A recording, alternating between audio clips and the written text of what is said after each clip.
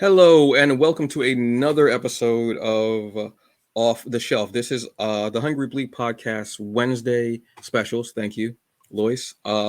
Where once a month I'm interviewing a owner of a comic book shop. We're talking about the store, everything that goes on there, any events that they have, what their recommendations, all things like that. Just trying to spotlight on stores because they really don't get spotlight or the love that they deserve. So I figured, why don't I do a little something? So this store that unfortunately I have not had a chance to go, but I've seen everyone goes there, and I feel like, damn, I like this is the spot. This is such a cool space. I was told about it at first by a friend of the show and phenomenal writer, creator, and just human being in general, Robert Jeffrey, who constantly is talking about this store, challenges, games, and comics, owned by Tony Cade. Um, yeah, it's just I love shops like this where there's a spirit. It could easily be like a character in a comic itself because it's the place where everybody's at and it just feels like home. I feel like it's home and I've never been there unfortunately, but I love that feeling. So folks, without any further ado, this is Tony Cade. Good afternoon, sir. How's it going, Antonio? I'm doing all right. How you doing today? I'm pretty good. How about you? I'm doing all right. I'm excited because when people watch this, it'll be Friday, but today is Tuesday, which is the day before New Comic Book Day. So New Comic Book Day Eve, I guess you could call it, which is a crazy day for you, I'm obviously. here processing books right now. Look, folks. It doesn't happen by magic. Let me tell you something. I've actually seen people in stores doing stuff on Tuesdays, and it's ridiculous. So I appreciate all the effort, the cataloging, the pull list, everything that you do. Thank you, Tony, from me to everybody else who buys comics. We always appreciate y'all. Seriously. All right. So give us a brief history of challenges, games, and comics. How did it start? Okay. Well, we didn't actually start off as challenges, games, and comics. Mm. Uh, Basically, I had a childhood friend of mine, Tim Cummings, come to me and say that he wanted to open up a comic shop, but he had already sold all of his comic books. Hmm. And so at the time, he asked me to come in as like a silent partner and provide the back issues for the shop. And it just so happened also that we were friends with an artist named Don Hillsman. I don't know if you are into like the OG artist, but Don has like worked for CrossGen, Marvel, DC, Oh, as an inker and an illustrator. He was actually the first artist, I believe, to do the American comics version of Street Fighter. oh, All right, and so basically at that time, I was a photographer. I was a wedding photographer, and we actually opened up a place called Midtown Studios, and we called the comics section Quantum Comics. And so we basically had a comic book shop, a photography studio, and Don's art studio all in the same location. wow. That actually sounds kind of cool. I'm not even gonna lie. That kind of probably a little crazy, but it sounds kind of cool. Oh yeah, yeah. Like I said, it was fun. We had like all kinds of fun. It was like business during the day and like the biggest hangout spot in the evening. Don would want to like take breaks and stuff to play Street Fighter, on a Nintendo. And, I'd be like, coming through doing photo sessions and, we'd be talking comics and watching Don create comics. At the time I think he was working on Damage for DC was his regular gig.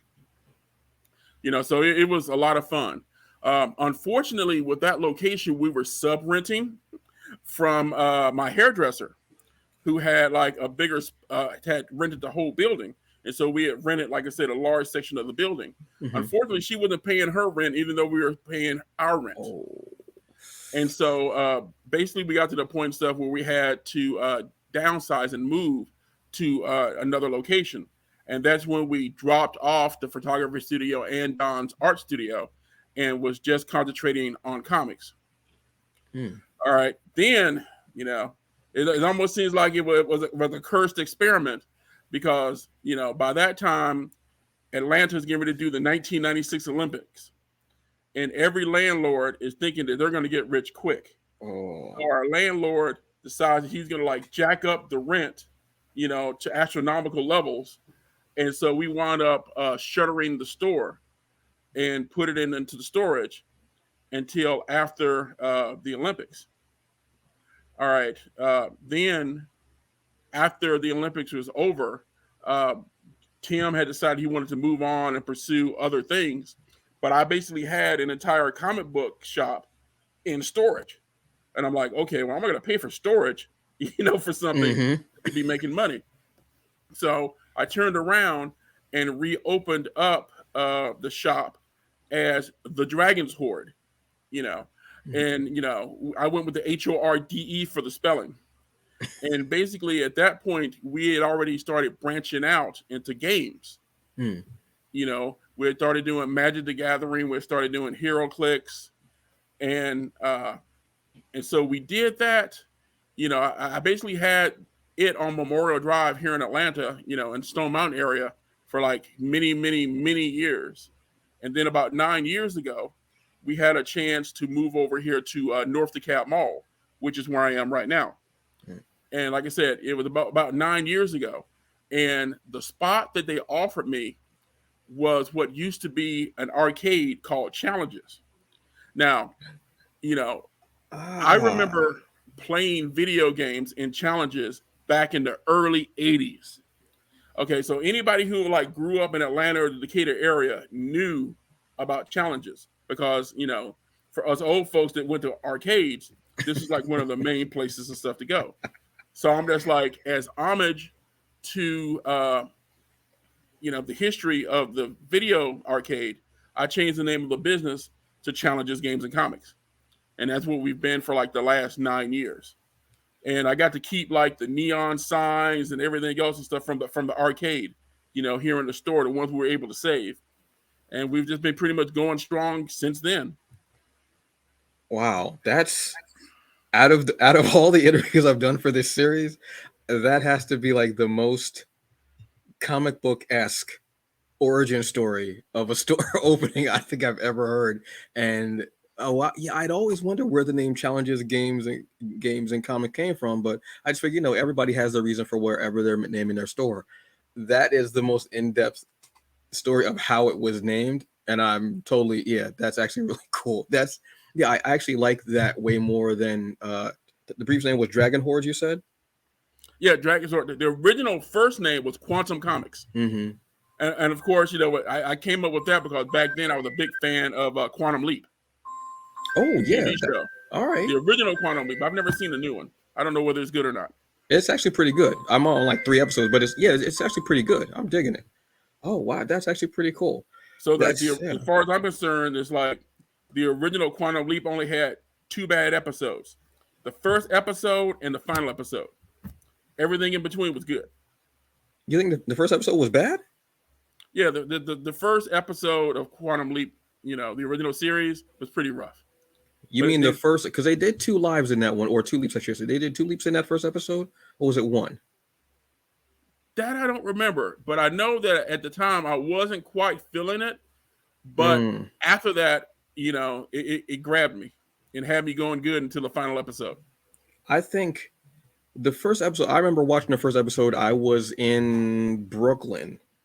I think it was on a Sunday night it premiered, maybe because back then they used to do like Sunday night. Like Sunday nights were big nights for NBC and ABC. I remember, and I remember watching it, and I didn't know anything about it. I didn't know what it was. I just knew that it was something that had a cool name. It looked cool, so I wanted to watch it. And I watched it, and I didn't really know what was going on. I understood it obviously, but I was like, I don't. Then getting into the rhythm of it, and every week, and I'm like, oh, okay, this is cool. The last episode was like, yeah, I had mixed feelings about it because I wanted him to go home. After all this time, I wanted him to go home, but then I kind of liked the idea of a continuation, and he decided to keep going. You don't know who was in that. What was it, like like a mining town bar, and everybody that came in was one of his past live or past leaps, I should say. I'm trying to, yeah, actually, this makes me actually want to go back and rewatch it, but that's a lot of TV to watch. That's a lot of TV to watch. But now you're making me think about it. Yeah, I don't know. I still have mixed feelings about it, but that's a whole nother episode, honestly. So with your store and the rich history, obviously, that you just told me about, and everything that goes on there, what makes challenges, games, and comics special? Is it your events? Is it the community? What is it about your store that makes it special? I would have to probably say it's the community. Mm, It's one of those situations where over time, I don't even consider people ask us like, is a comic store, is it a gaming store? I like to consider it a pop culture store. oh, We, okay. we do a little bit, of everything here. It's like, even like right behind me, you can see like, Gundam figures, and you can see Mm, board games and miniatures and, all over the place. So we're like your one shop stop, and there have been people and stuff that I've been doing this for so long. There have been people and stuff that started off coming to my store as like, preteens, mm. and they're now coming into the store as like 30-year-old, almost 40-year-old men with their kids, telling their kids like, hey, this is the guy who kept me off the street, and talking about, reminiscing about all the fun and stuff that they had at the store, because my place was the place that you can come and you could be yourself, you know. And it was kind of like, I used to get a kick out of watching like some of the guys, I guess, what's the term, code switching, Yeah. is like, they'd be in the store and they'd be talking about, the latest Star Trek or superheroes and stuff like that. And then they step out the door and a young lady will walk by and they break off one of those, yo, what's up, shorty? And I'm just sitting there like, Hey, it's like, hey, do what you got to do. hey, look, we've all done it. Like, but now it's so much more accepted now, I guess. You know what I mean? Like that. I mean, geek and nerd culture has blown up in such a big way that you could walk into a store and you don't have to change up. You could just, you don't have to put on that front of a, you don't have to put that. You'd be like, oh, yeah, I'm just reading, and they'll come in and they'll be like, oh, that issue was good, this was good, and you have a nice conversation about it just in general. So I love the fact that it's become. I don't like to use this term for it, but I will, quote unquote, normalized. You could just come in and just have that conversation. You don't have to do that up. But I love the fact that community plays a big part in stores. I love that. And from the pictures that I've seen from whoever's posting, whether it's Robert Jeffrey, whether it's um, uh, Greg Burnham, like it looks like, yeah, like home. It looks like a place where you go to and you see people you don't get to see every day because it's either an event or they're coming through town, whatever it is. And that's a hub. And that's a beautiful thing, man. That's special. So that's awesome. And I guess I unfortunately, you won't be at that location for very much longer, correct? Yeah, we just got notice that they're going to go ahead and demolish the mall to do Mm. a mixed use thing, which is basically like, yeah, it'll be a little bit of retail, but it's mainly going to be like apartments and townhomes for people to live in. I'm gonna be real with you. There's a mall maybe about 10 minutes from me. They're doing the same thing there. They're coming, and that mall has been there for honestly, like you were saying, like since I was a kid. And actually, there was a an arcade there too. They had a ground round there. They had like Orange Julius. If you don't know what those are, Orange don't worry Julius, about oh it. my No, goodness, you went way back. exact, because that's how old I am. If you don't know what those are, don't worry about it. You can Google it or just don't. Whatever. Orange Julius had his big thing where orange juice and hot dogs. I don't know how that combination came together, but the mascot was like a little devil with a thing in orange, like an actual like fruit orange head with horns. I think. Did it have horns? I don't remember, Oh, for but I definitely remember the big orange head. that might be just my like subconscious. Maybe that's something that I got to talk to somebody about. Maybe that's just me. But for some reason, I see the horns there, and I don't know why. Now wait a minute, wasn't it like the little wreath that goes around the head? Because wasn't it like Orange Julius, as in like Julius Caesar? Yeah, I want to say, what was there? See, now you're gonna make me have to Google it. See, that's what I'm saying, because I'm like, for some reason, and again, this might just be my personality and my own dark thoughts. It's horns, but I might be just thinking of like an angel on the shoulder and a devil on the shoulder. Maybe but yeah, I don't know how they came up with a combination of orange juice and hot dogs. I don't know, but they were great hot dogs. I used to go there every Wednesday with my mother. We would go to that mall.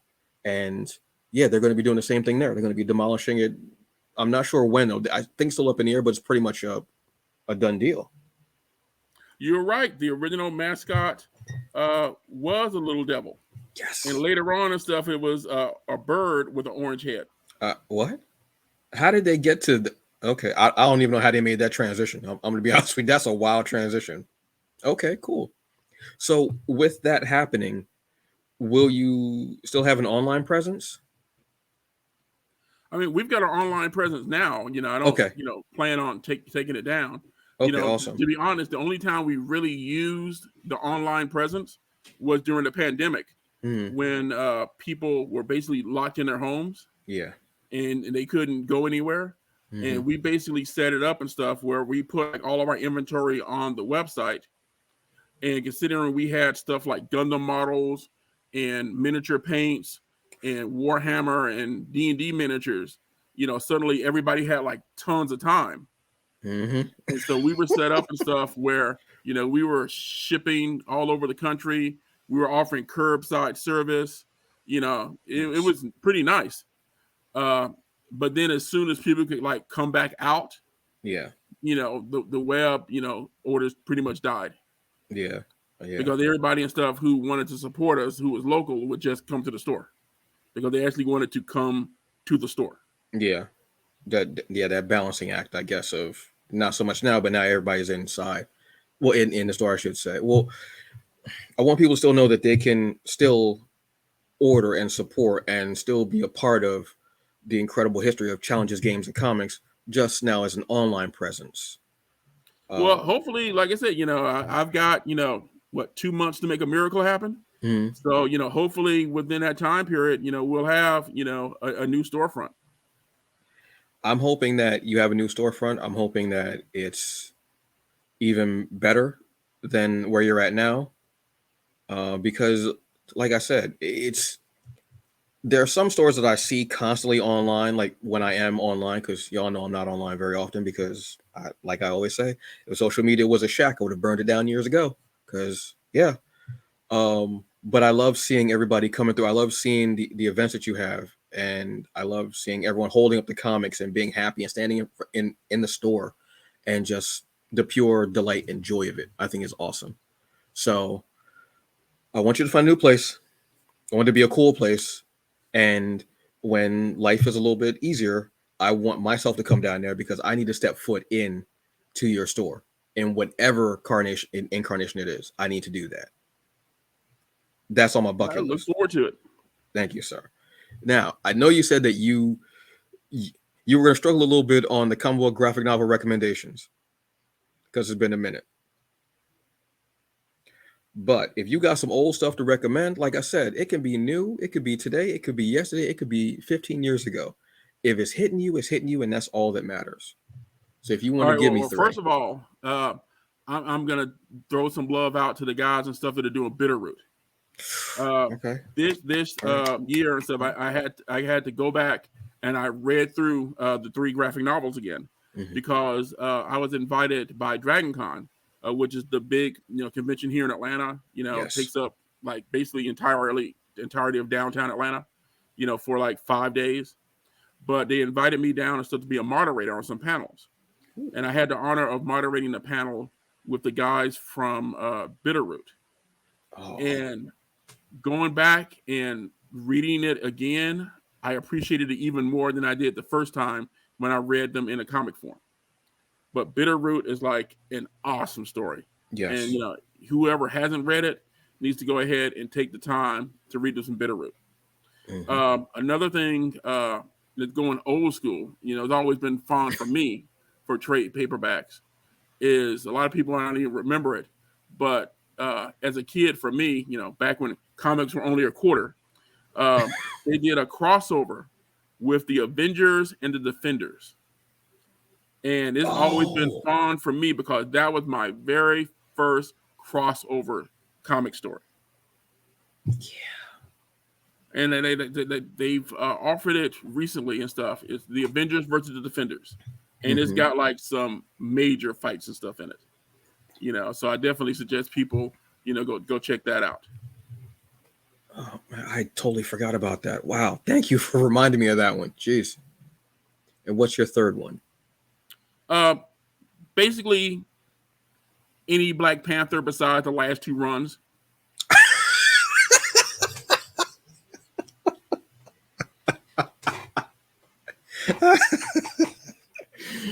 Oh, I look. I don't even know what to say to that. I think my favorite Black Panther run might be, what's the one that really hit me? Might be Hudlin stuff. Well, Hudlin and Priest are like some of my favorite. Yeah, I think that was. I remember reading the But they were uh both pretty deep. yeah, I remember when they brought in like Casper Cole, and he had stole he had like the makeshift suit when King T'Challa was like faked his death. I remember that one just being hit by it. But yeah, this every I keep meaning to go back and to actually try to read Coates's run, because I remember reading like 4 issues of it when it first started, and I was like, yeah, I'm good. I'm just kind of tired. I'm just gonna. I always tell people, unless you are a Colts fan, if you are a Black Panther fan, stay away from it. Yeah. If you are a Colts fan, go ahead and read it. All right. If you want to follow Colts because he's a writer, go for it. But if you are a Black Panther and Wakanda fan, do not read his run. The first issue started out with real promise. I was like, oh, this is something. Then it just kind of, I don't know, just I was like, yeah, I'm all right. I haven't even Yeah, tried to Brave read Camps in Ridley's. Wakanda. I'm like, really? No, no. It was It's just, one of those things and stuff. It's like, okay, yes, it's a fantasy, but we always had it to the point where even as a fantasy, it was like Wakanda was something to aspire to. yes.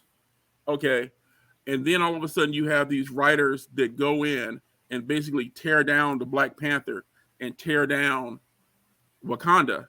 Hmm. And my whole thing is like, if these weren't writers of color, we'd be like, Rioting. ready to drag people down the street, you know? Hmm. And, I'm just pretty much like, yeah, it's like you're going to do a story where the Wakandans are colonizers. It's like, no, that's not why we're reading Black Panther. Yeah. Okay.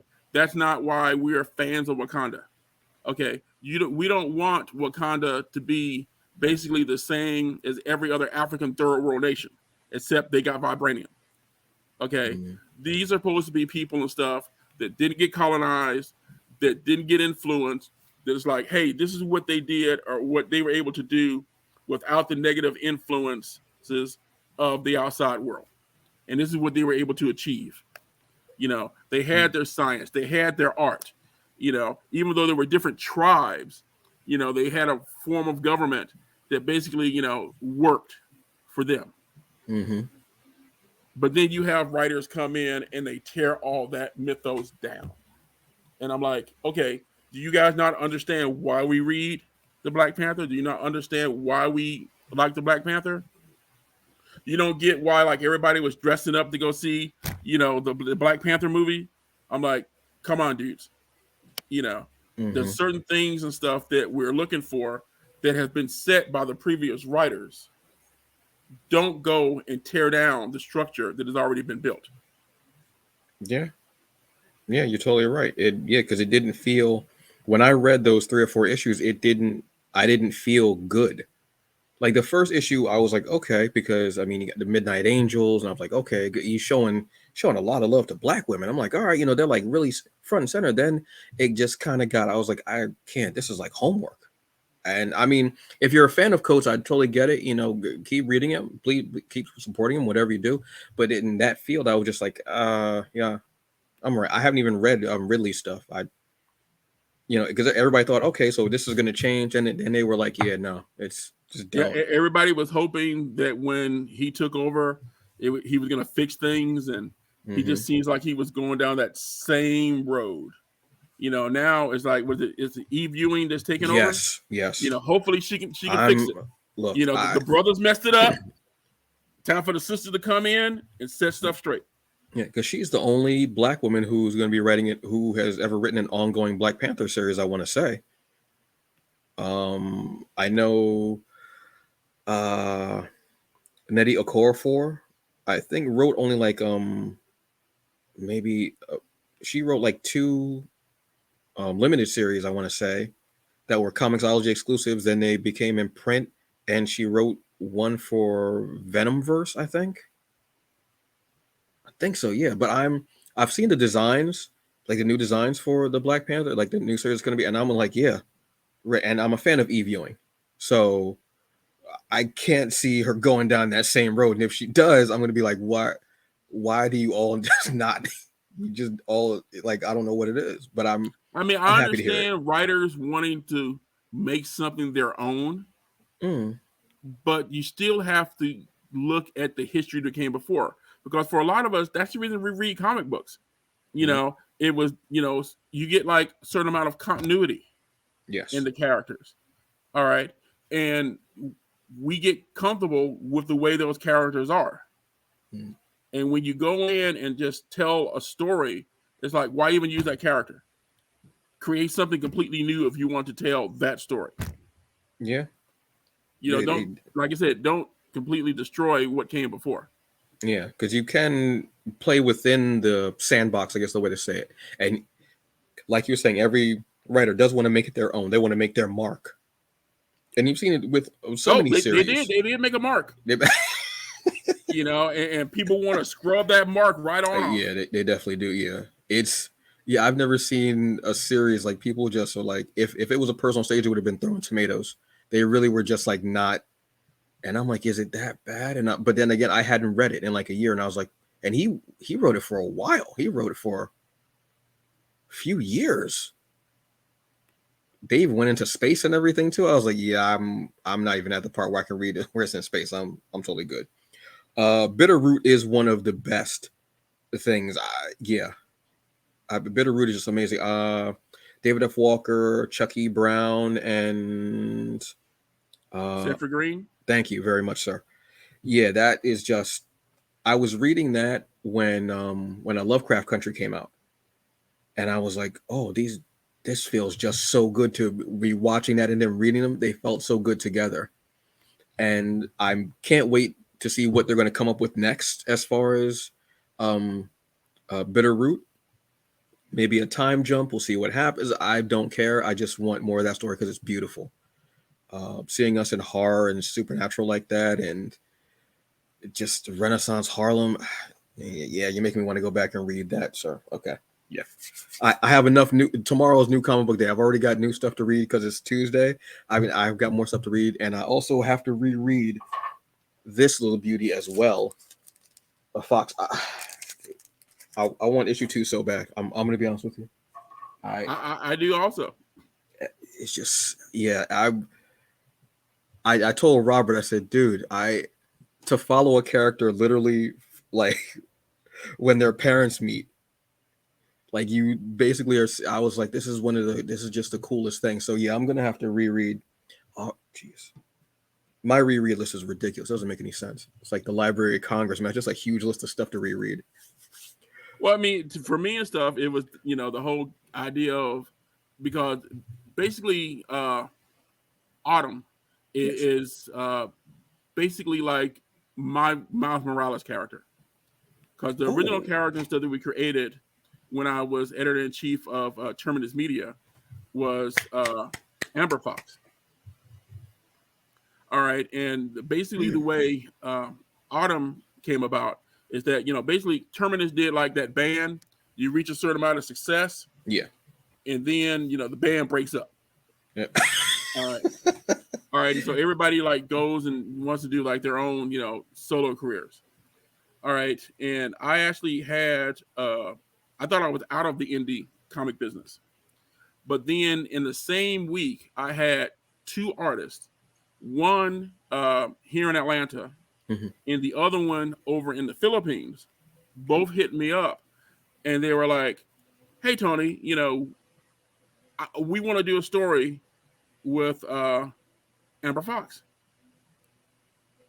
And Amber Fox was basically created to bridge all the different universes that we had in our Terminus universe, because she was somebody that could travel, through time and through different realities. Mhm.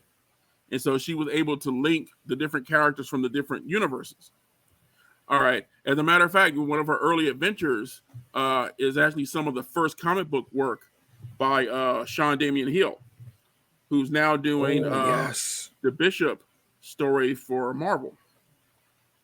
So we were able to be like one of the first people to actually publish him. I don't know if we were the first, but I think we're pretty close to it. Route 3, correct? Well, this is the story he did before Route 3. Oh, there was He nice. did a Okay. Terminus Media team up before he did Route 3. And I was Mm, editor in chief on Route 3 and put that creative team together. mm. Okay, nice. Oh, see, that's what I love. It is like the weave. Like everybody has like cross paths, like at somewhere at some point, and that's what I love about the community is like everyone's cross paths, and for for the most part, there's always like good blood between everyone. For the most part, again, and then to hear, oh, well, this person was doing this before that, and to see everyone's progression and where they're at now, and like you said, like yeah, the band breaks up and everybody's doing their thing, but sometimes you still cross paths, or one of their books comes into your store, and you're like, oh, and such like that. So that's always a cool, that's kind of like the nexus of everything. That's awesome.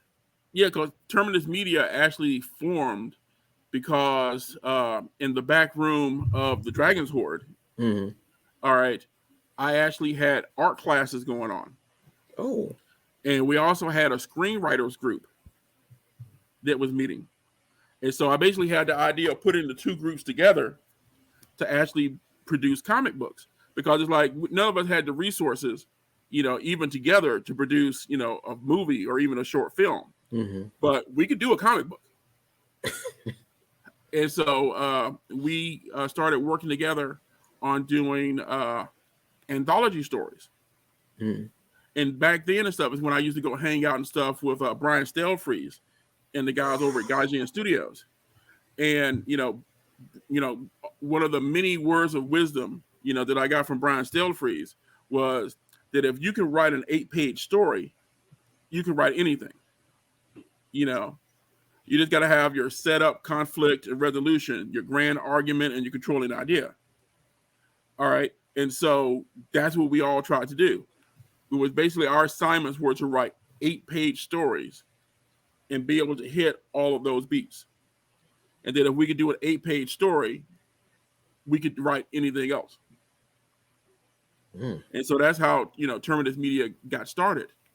And from there, we actually started like toying around with like motion comics and stuff like that, which led to us actually getting a contract to do work for the Center for Disease Control, the CDC. Mm. And then with the CDC, we actually did a motion comic that was about HIV and AIDS awareness. And they basically gave us a bunch of bullet points of what they wanted in the story. And then we were able to turn around and make that into a compelling, funny drama with like multiple episodes. And then we were able to take the money from that and actually start producing our own line of comics. Oh wow. I think I remember about the CDC part, but I didn't know all the wow. That's awesome. Yeah, so it's that's there's so much of a depth of see sometimes when you do these things, folks, and you're talking about you're talking to someone who owns a shop, what have you. Yeah, you shop there, but then you find out there's all this other stuff that comes up as the talk about the shop comes up, and that's definitely this is definitely like a comic book issue because you got the origin in the beginning, you got the story, and then you see all the ties everywhere else. This is almost like a crossover because there's a lot of like world building almost where you can set up another issue of this particular podcast. Another this is almost like a starting comic book for a whole other like shared universe, which is awesome. Well, Wow. the shop also developed a convention. We were actually doing a convention here in the mall called the Atlanta Sci-Fi and Fantasy Expo, I think I which remember hearing about ran, that. yeah, the Atlanta Sci-Fi. We had to one point so we actually for the last convention we actually had like some of the second tier actors and stuff from uh from different shows and Hmm. animations and stuff that were going to be here. Also, we had like over 50 vendors and 60 hours worth of programming. Whew. But then the convention was basically the same week at that the pandemic hit. Oh, damn. So there, within like in early March when everything was starting to get shut down. So we literally had to cancel the convention.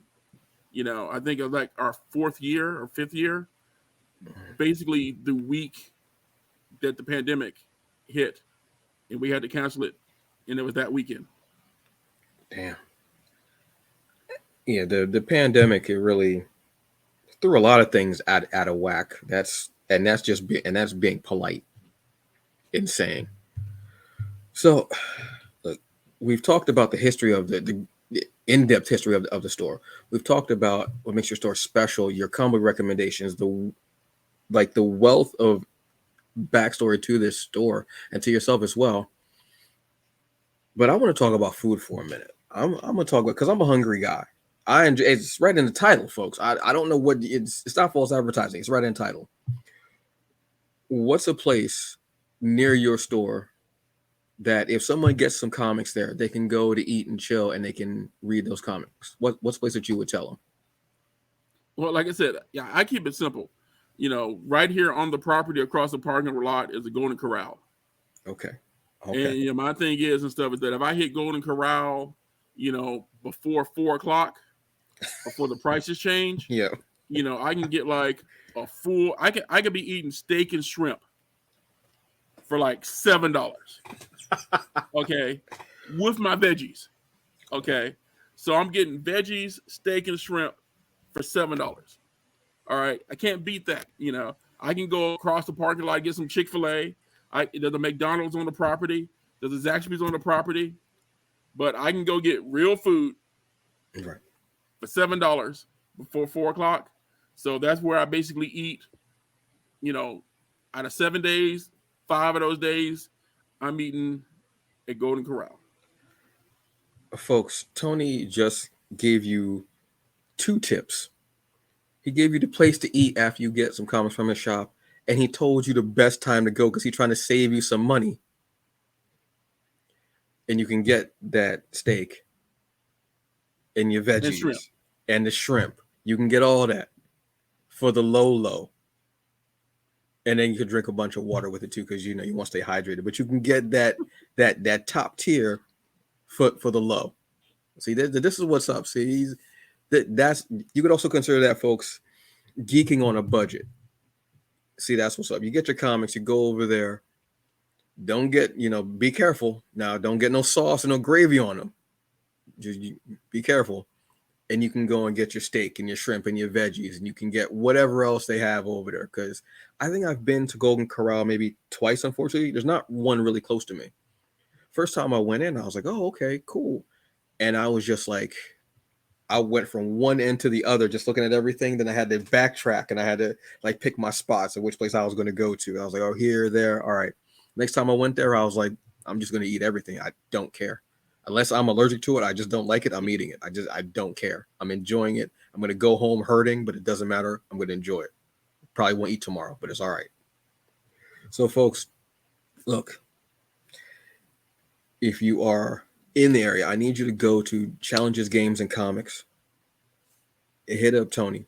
If you're not sure what to get, just hey, I saw this, I saw that. What do you recommend? What's cool? What's hot? What's not? Comic book shop owners and employees are always so helpful. Every store I've been to, as far as recently, a few years ago, maybe like 10 years ago, not so much. They didn't really know what was going on, but now they're more in the know, I should say. And they're more than happy to recommend something on based on if you just saw something or what you just watched or if you played a game or whatever, because there's so much out there now. It's a like you can't even like fathom how much is out there, and I love that because I find the best stuff that I'm reading are impulse buys, and they end up being my favorites. So go over there, Tony. I just saw X, Y, and Z. What do you think might be good? What might you like? What might be good? And Tony's gonna scare you. He's going to steer you, and he's also going to show you some of the coolest stuff out there because there's so much there. Tony, do you have any final words for the people? No, like I said, if you want to, support the store, you don't live in the area, just go to our website at challengesgames.com, and you can order product through there. We have no problem, shipping it to you. We got ship station, we can get it to you. If you're looking to support indie creators, I've got, I think one of the largest indie creator sections around. I was talking to Greg Burnham, and he says, yes, I do definitely have the record for besides them, the most copies of Tuskegee Airs that have been moved. Real You know, wow.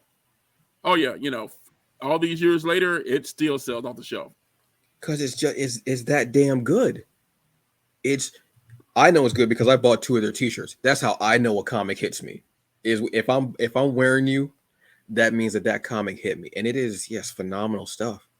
So, Well, have folks, you read Tyler Martin's The Antagonist? no, I have not read that. I definitely suggest that one. It was that trade paperback flew out of here. I Really? actually need to get with Tyler to get some more copies of that. And also another book that's been selling really, really well, and he just got through coming off of a Kickstarter, is the Keisha Demon Eater.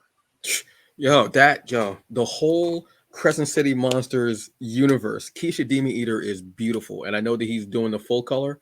I think I put in on it, but I love the black and white. I love The Giancarlo black and Bernal's white with the art. spot color is awesome. Yes, the little act like It's ever like, so when often. it's time for me to reorder, I don't know whether I want to get the full color one or just keep going with that spot color, because Both. that spot color just pops. It does. Yeah, there's a scene where I think it's a purple. I think a dagger or some type. I have to go back and read it, but it's black. It like has the beautiful grayscale, and then you see the purple, and purple is my color. So seeing, it, I was like, this is beautiful. It's so well done, and the mythos behind it, and I like that it's a shared universe, but you don't. But there's not name dropping. You know what I mean? You just know it's in the same thing, and it was awesome. And the story behind it about, you know, eating the demons to get the father's attention, and it's just Newton Lillavois is one of the best out there, people and creators. It's one of the I love it. Crescent City Monsters is awesome. Read that's 4 issues. I want to say that first trade is, yeah, 4 issues, and then And immediately I've like go into reordered Keisha. from them like what 3 or 4 times already. It's I that can't damn keep it on the good. shelves. No, it's and they're an incredible duo. Honestly, the 2 of them together is just amazing. I love what they do. I remember when Crescent City Monsters first came out, I was in the hospital, unfortunately, and I wasn't able to get in on the Kickstarter. And I'm in the hospital bed, hooked up to oxygen and everything. I still got my phone, and I'm like, oh wait, for some reason I don't know why everything else is going on. I'm like, I didn't get to put in for that, and I like sent him a message. And I was like, hey, look, man, I've been in the hospital, even though I was still in the hospital. I wasn't able to, but can I? And he was like, yeah, sure, no problem. And after I got out of the hospital and everything, and the comic came, and I didn't want to read it because it was so beautiful. I wanted the digital, and I think at that time the first issue was free on the website. So I read it, and I was like, wow. Then when they started doing the other Kickstarters for it, and they had the PDFs properly, I went back and reread it. I think I read the first issue 4 or 5 times, and then I think I read it each time that something new came out, so I could reread everything. And then I was like, wait, now you've got one called Keisha coming out, eating demons. I said, yeah, sure, yeah, throw it at me. I don't care, throw it at me. And it was just incredible, amazing. That yeah, I damn not now I got to reread that too. Oh, man. This is the worst, best conversation I've ever had, Tony. Thank you for throwing everything at me that I got to reread now on top of the new stuff. You know what weekends are for rereading. That's fine. It's fine.